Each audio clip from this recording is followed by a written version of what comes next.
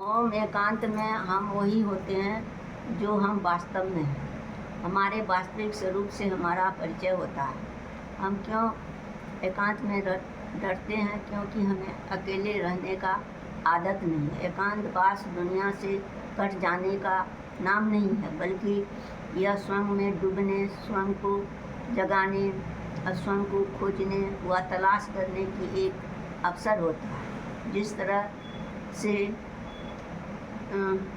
जब हम ज़मीन की खुदाई होती है तो उसमें से विभिन्न प्रकार के बालू, पत्थर, कीचड़, खजाना व जल भी निकल सकता है। उसी तरह से जब हम एकांत में स्वयं में डूबते हैं, अपने आप को तलाशते हैं, तो हमारे चित्त की परतें खुलती है और हर परत एक भिन्न तरह का अनुभव हमें देती है।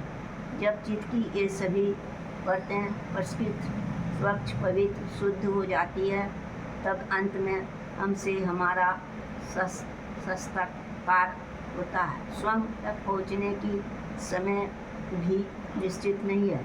कई बार इसमें जन्म जन्म अंतर भी लग सकते हैं। एकांत में जब चित्त के अंतर मन की एक एक परत उभरती है, तो उस अंतर जगत की यात्रा के दौरान अद्भुत सत्य से व्यक्ति का परिचय होता है। धीरे धीरे यह ज्ञात होता है कि गहराई में आंतरिकता में केंद्र पर प्रत्येक मनुष्य एकांकी है। एकांकीपन के घेरे में स्वयं सच्चिदानंद विराजमान है। जब उनसे मिलन होता है तो भय का स्थान अभय में